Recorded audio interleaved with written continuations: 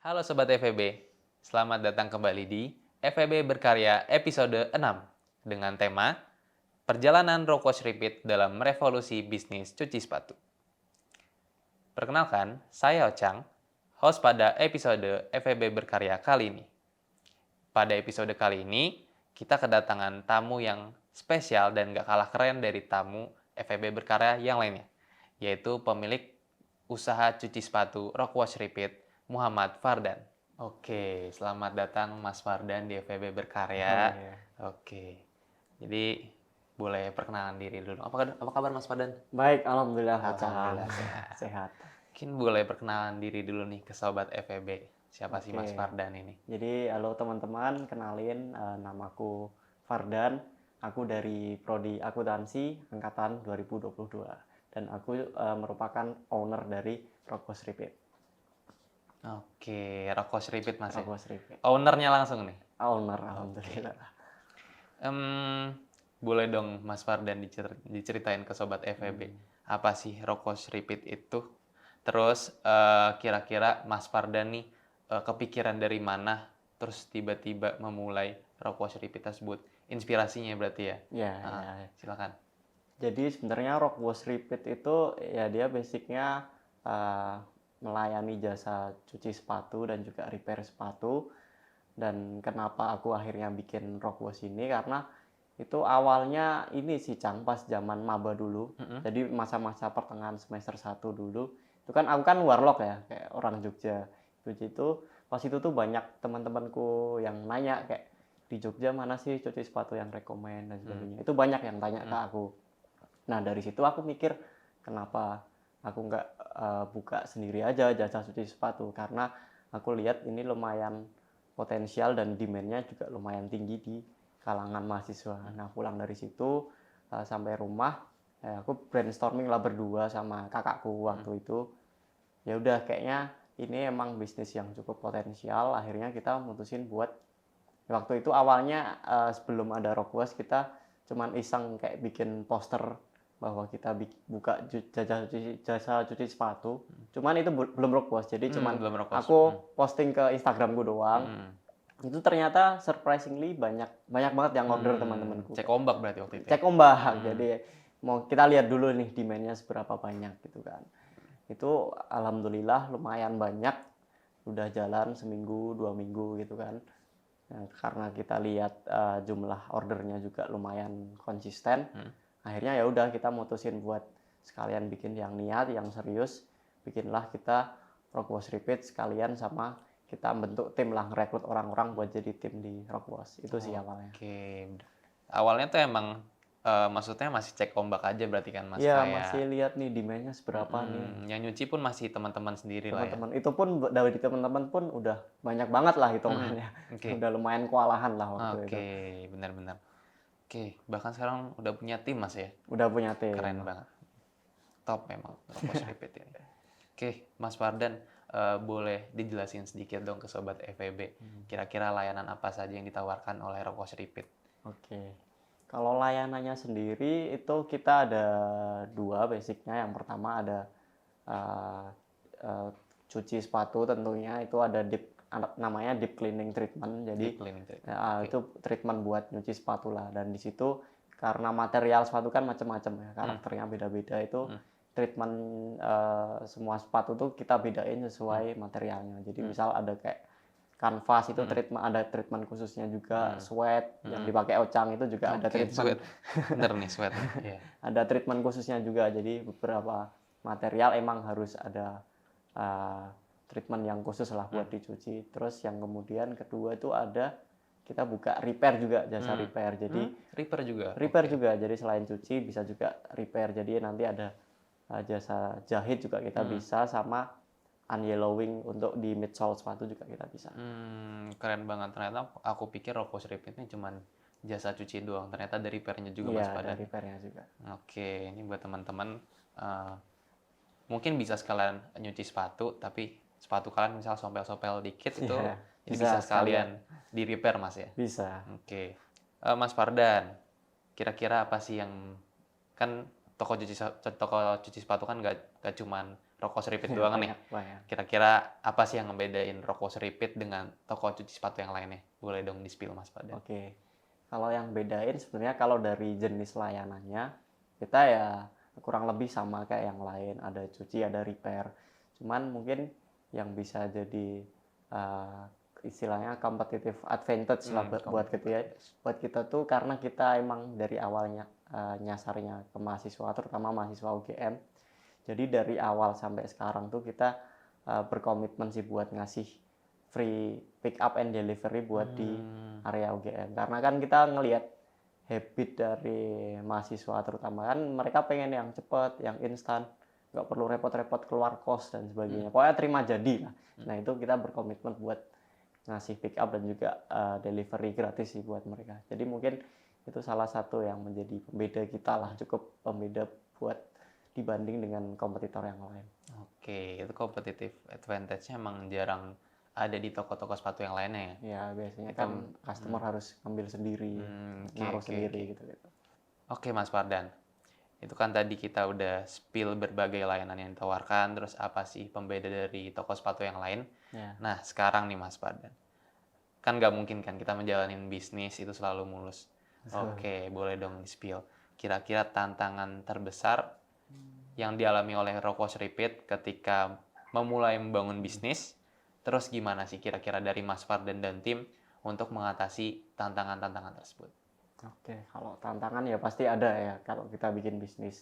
Tantangan yang aku temuin terutama di awal tuh yang pertama yang cukup challenging itu ini sih terkait first customer experience sih. Karena kita tahu bahwa impresi awal dari customer itu sangat-sangat penting dan vital kan. Apalagi buat bisnis yang basicnya dia jasa itu sangat-sangat penting sih. Jadi gimana kita ngasih impresi yang bagus di awal ke customer itu buatku dulu pertama itu cukup pressure sih buat menuhin ekspektasi karena mereka kan juga pasti berekspektasi tinggi kan ke kita, percayain sepatunya ke kita untuk dibersihin dan sebagainya.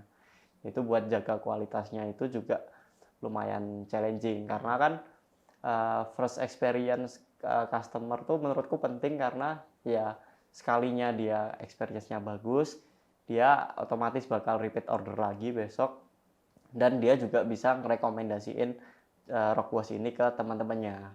Nah kalau tapi sekalinya experience-nya buruk bad gitu, experience, bad experience gitu, ya udah dia nggak bakal order ke kita lagi dan nggak akan rekomendasiin ke teman-teman yang lain. Bahkan gitu. ngomongnya ke teman-teman yang lain, jangan Ya, cuci sepatu di sini itu itu kan ya. Itu kalau bad experience ya. Betul, PR menimbulkan banget tuh. juga PR. Itu lumayan sih, lumayan challenging. Terus yang kedua, karena aku juga posisi masih mahasiswa juga, maba bahkan waktu itu time dan juga tim manajemen sih cukup challenging waktu itu karena ya aku masih maba belum tahu hektiknya kuliah kayak gimana di FEB gitu kan. Jadi lumayan keteteran di awal akhirnya makanya aku bentuk tim kecil-kecilan lah buat bantu biar urusan nyuci, urusan pick up deliver itu bukan urusanku lagi biar aku lebih fokus ke ya ngurus finansialnya lah, ngurus sosmed dan sebagainya dan juga kuliahku juga bisa tetap kekejar. Jadi itu sih dan yang jadi challenging juga karena yaitu aku bentuk tim baru, orang-orang baru, rekrut orang-orang baru otomatis ya aku harus nge-training mereka dari nol gimana caranya nyuci sepatu aku harus ajarin satu-satu dari awal dari nol dan juga gimana caranya biar kualitasnya walaupun yang nyuci bukan aku biar kualitasnya tetap sesuai standarku tuh gimana itu lumayan susah juga sih. Berarti tantangannya tuh nggak dikit sebenarnya, ada banyak dia. Banyak juga. Nggak semulus yang kelihatannya. Betul. Mas Fardan, menurut Mas Fardan, kualitas dan keterampilan kunci yang dibutuhkan oleh pengusaha muda buat sobat-sobat FEB yang baru mau mulai bisnis kan biasanya kebanyakan takutnya tuh. Kira-kira menurut Mas Fardan nih kuncinya tuh apa sih? Terus keterampilan apa aja sih yang perlu dimiliki oleh calon pengusaha yang ingin memulai bisnis?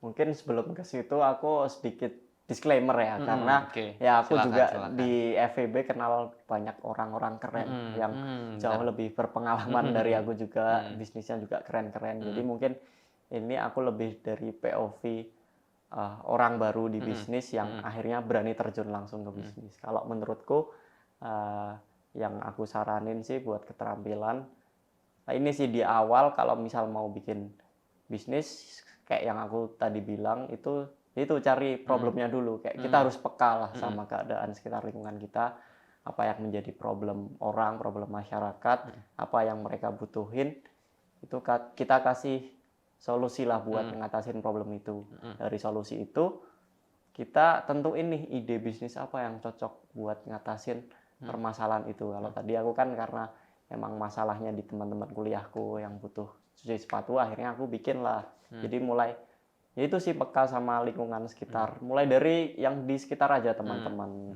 keluarga, saudara. Nah, itu yang pertama. Yang kedua, kalau udah jalan nih bisnisnya, yang menurutku skill yang paling penting dan susah sih konsistensi sih, Cang. Karena Konsistensi ya. ya Benar, kita benar. bisnis pasti ya ada tantangan, ada up and down-nya juga. Nggak mungkin lurus terus lah Nggak ya. mungkin lurus terus, dan nggak yang instan langsung sukses gitu kan, juga nggak kan, ada prosesnya. Itu juga kita harus konsisten sih, kayak ngadepin rasa capek, rasa bosen gitu-gitu, itu harus dilawan semua sih, biar karena ya kita bikin bisnis kan nggak mungkin, nggak bisa setengah-setengah lah. Kalau misal pengen hasilnya maksimal ya emang kita harus 100% di situ. Itu sih. Sama yang menurutku penting, yang nggak bisa dipungkiri, koneksi itu penting banget Penting sih. banget Dan ya. menurutku kita berdua ya, Cang, terutama, dan mungkin sobat FEB juga tuh, yang kuliah di FEB UGM tuh udah dapat privilege banget sih, menurutku privilege yang tidak ternilai lah, karena ya kita sehari-hari di kelas bahas bisnis, bahas ekonomi, bahas akuntansi, dan itu related banget di bisnis. Dan di luar kelas pun kita juga tiap harinya ketemu orang-orang keren lah di FEB, orang-orang yang emang terjun langsung di bisnis, punya bisnis sendiri, orang tuanya siapa dan sebagainya. Itu menurutku dengan kita memperluas relasi kita itu jadi hal yang bermanfaat banget nih buat kita bangun bisnis. Jadi koneksi penting banget sih. Oke.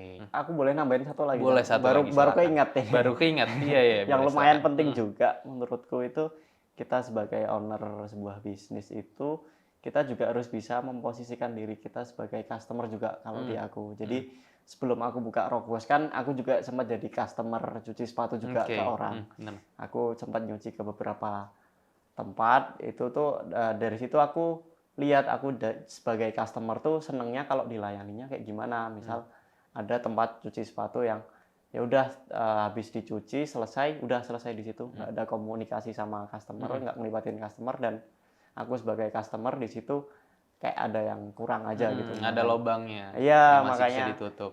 kita sebagai owner buat bikin istilahnya sistem yang oke, ya, terus SOP yang aman juga buat karyawan, yang proper juga buat karyawan. Itu ya kita harus memposisikan diri kalau kita jadi customer tuh gimana, sukanya gimana, nggak sukanya gimana. Itu sih yang menurutku juga penting. Keterampilan tambahan nih, jangan lupa teman-teman kalau ingin bangun bisnis, teman-teman harus memposisikan diri juga ya.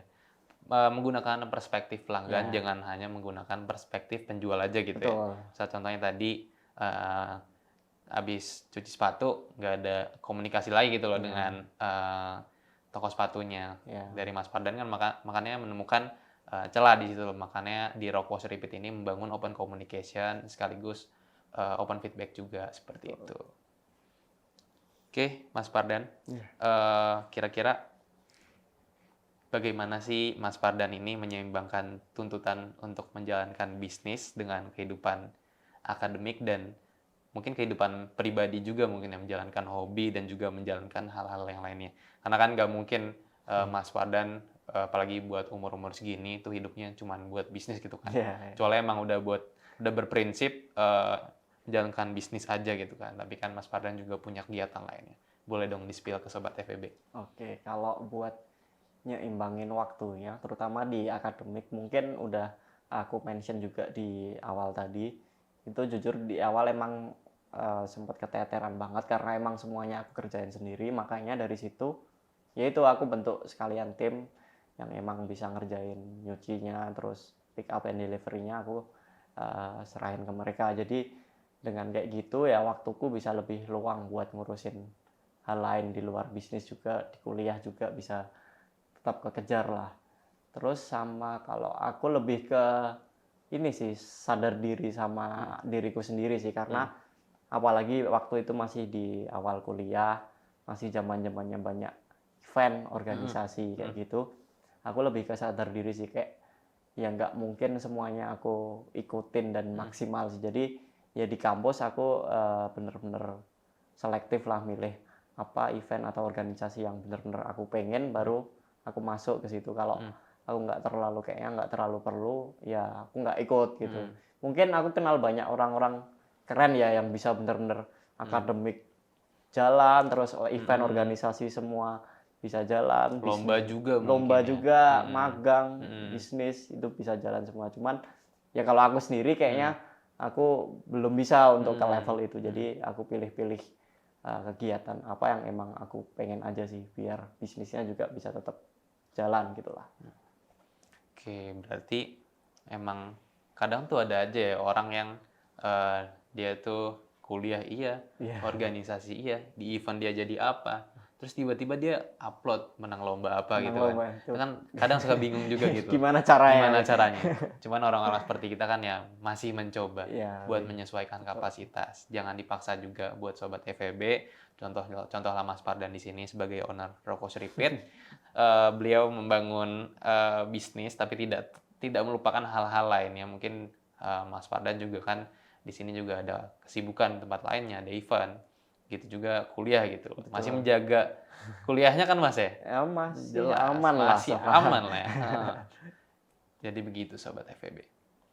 Oke, terima kasih banyak buat Mas Fardan sudah berkenan buat hadir di FEB Berkarya pada hari ini dan telah sharing pengalaman pribadinya sekaligus tantangan apa saja dalam menjalankan usaha Rokos Repeat ini. Mungkin sebelum kita tutup FEB Berkarya pada siang hari ini, mungkin boleh dong Mas Fardan kasih closing statement dulu buat Sobat FEB. Mungkin mau ngasih nasihat atau bahkan mau promosi Rokos Repeat juga boleh nih Mas. Silakan. Oke. Closing statement dari aku, yang pertama buat teman-teman semua yang mau pengen berbisnis gitu, itu jangan pernah takut buat nyoba sih, karena bagaimanapun ya kita nggak akan tahu dalamnya bisnis kayak apa, problem-problem di bisnis tuh, bikin bisnis tuh kayak gimana kalau kita nggak terjun langsung gitu di situ. Jadi kalau ide teman-teman udah mateng, udah semuanya udah dipersiapin, ya udah langsung terjun aja langsung ke bisnis gitu. Karena ya aku percaya bahwa nggak ada bisnis yang sekalinya langsung sukses, langsung gede gitu. Jadi perlu adanya proses yang panjang buat jadiin bisnis tuh sustain gitulah. Yang kedua menurutku, bisnis tuh nggak selalu tentang keren-kerenan, gengsi, ataupun prestisius gitu. Cuman menurutku ide simple pun itu juga bisa jadi ide bisnis yang sangat potensial, asalkan kita bisa create value added dari bisnis kita punya unique selling point juga, terus bisnis kita juga sesuai dengan apa yang dibutuhin masyarakat, dibutuhin orang-orang, itu harusnya bisa bikin bisnis kita lebih sustain sih. Itu dari aku. Oke, itu jangan penting, mohon dicatat baik-baik teman-teman FEB, apalagi buat yang mau mulai bisnis ya Mas Pardan. Oke Sobat FEB, mungkin kita sudahi untuk FEB Berkarya episode 6 kali ini. Mungkin obrolan kita hari ini udah cukup daging juga. Semoga bisa diambil intisarinya oleh Sobat FEB di rumah. Terima kasih banyak Mas Pardan sudah berkenan hadir. Semoga apa yang menjadi tujuan jangka pendek maupun jangka panjangnya tersampaikan atau tercapai. Amin. Dadah Sobat FEB. Sobat FEB, dari sesi sharing kita bersama Mas Pardan hari ini, ada beberapa poin penting yang bisa dicatat nih. Selain kreativitas yang diperlukan untuk menjalankan usaha, dibutuhkan juga konsistensi. Karena dengan menjaga konsistensi dalam semua aspek operasional, mulai dari kualitas produk hingga layanan pelanggan, sebuah bisnis dapat membangun reputasi yang solid, meningkatkan loyalitas pelanggan, dan menciptakan efisiensi operasional. Selain itu, koneksi juga nggak kalah penting nih. Melalui koneksi yang baik, seorang pengusaha dapat memperoleh berbagai keuntungan seperti peluang baru, sumber daya yang dibutuhkan, serta dukungan yang penting dalam menjalankan dan mengembangkan usaha. Yang terakhir, kalau menurut Mas Fardan, sebagai seorang pengusaha kita harus bisa memosisikan diri sebagai seorang customer. Karena dengan kita memosisikan diri sebagai seorang customer, itu membantu kita sebagai owner dalam mengembangkan produk dan layanan yang relevan, serta meningkatkan kepuasan dan loyalitas untuk pelanggan. Semoga sharing session kali ini dapat menginspirasi dan memotivasi Sobat FEB untuk memulai berbisnis.